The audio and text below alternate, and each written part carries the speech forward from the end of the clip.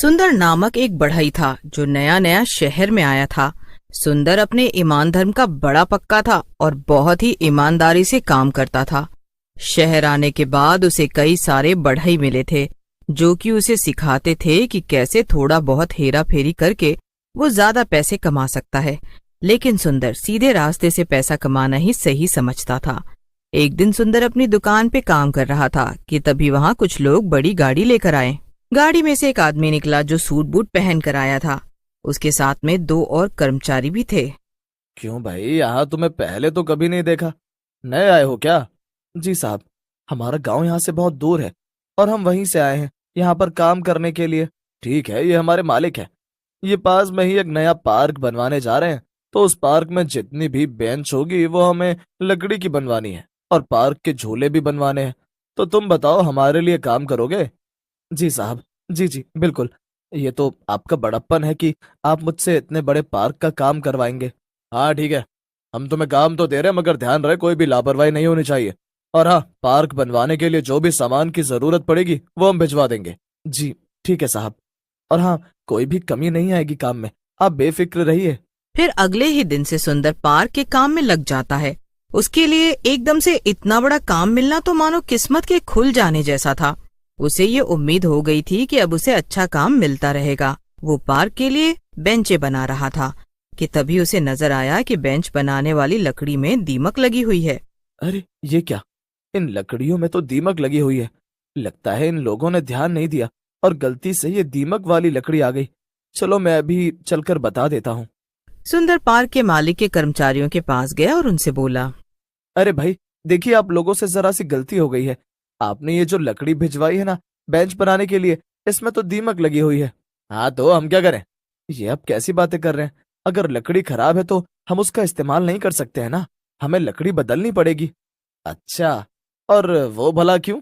अरे अगर इस खराब लकड़ी से बेंच बनाई तो उसके टूट जाने का खतरा हमेशा बना रहेगा। इससे लोगों को चोट भी लग सकती है।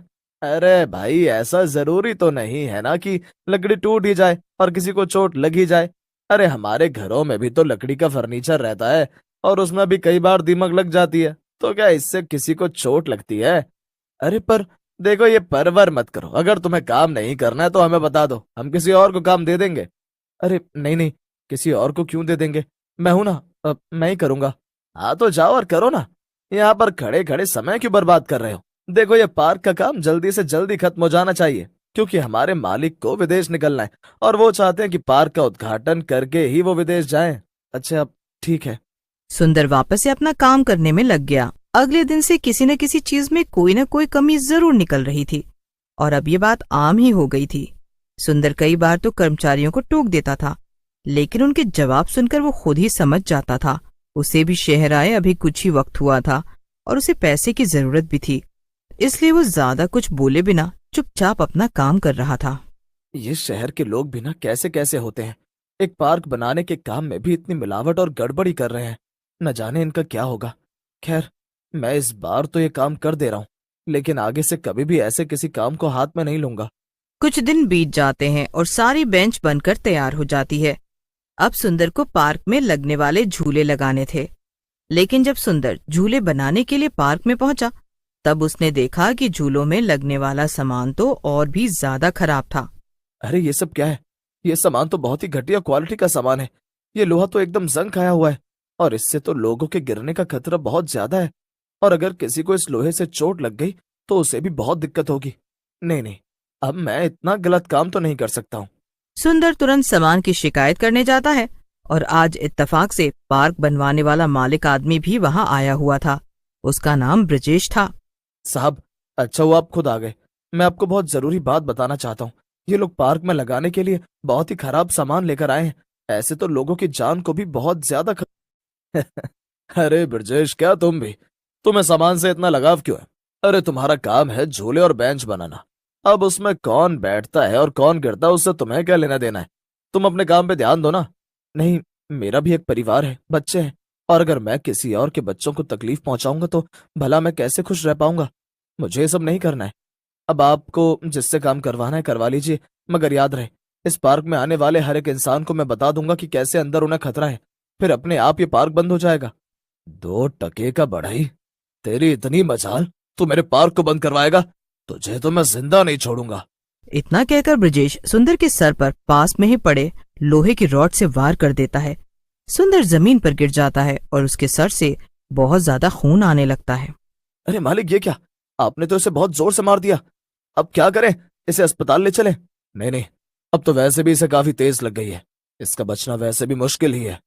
तो अब इसे यहाँ से अस्पताल तक ले जाकर और तकलीफ क्यों दे? जब इसे मरना ही है तो यहीं पर मर जाने दो ना। ब्रजेश की बात सुनकर सभी कर्मचारी हैरान हो जाते हैं और एक दूसरे को देखने लगते हैं। चलो चलो, जरा जल्दी करो, मेरे पास ज्यादा टाइम नहीं है। अरे ये इतना बड़ा पार्क है, यहीं कहीं से अच्छी सी जगह देखा दो। ब्रजेश ने जैसा कहा उसके कर्मचारियों ने वैसा ही किया और सुंदर को पार्क में ही दफना दिया। इसके बाद वो सब वहां से चले गए और सुंदर एक डरावने भूत में बदल गया। वो अपनी हालत देखकर रोने लगा। ये सब क्या हो गया? इन लोगों ने तो मुझे मार डाला। अब मेरे परिवार का क्या होगा? नहीं, मैं इनमें से एक को भी नहीं छोड़ूंगा, सबसे बदला लूंगा। और ये पार्क, इसे तो मैं कभी खुलने नहीं दूंगा। इस पार्क में अब मौत का साया रहेगा और यहाँ कोई भी नहीं आ पाएगा।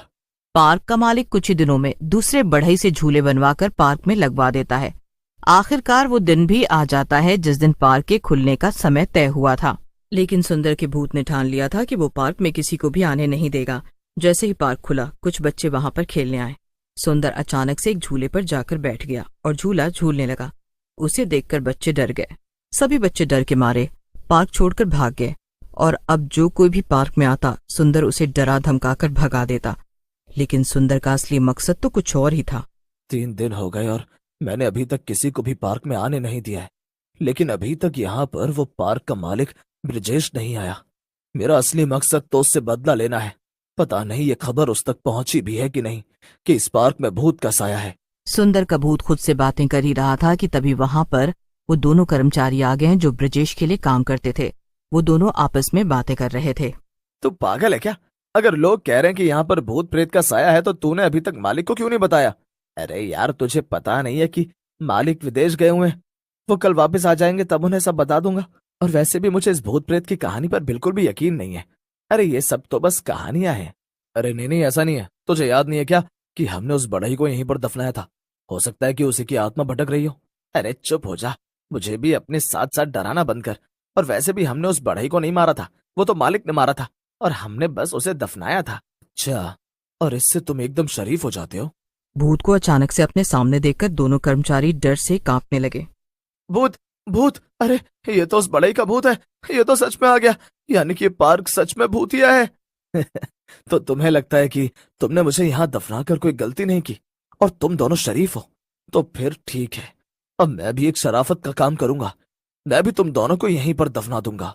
भूत की बात सुनकर दोनों कर्मचारी डर गए और वहां से भागने की कोशिश करने लगे। लेकिन भूत ने दोनों का गला पकड़ लिया और मरोड़ दिया।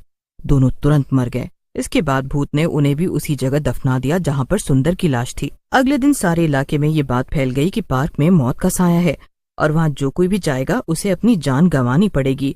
ब्रजेश को ये सब पता चल गया और वो डर गया। उसे यकीन था कि ये भूत सुंदर का ही है और वो इसलिए डर के मारे विदेश से वापस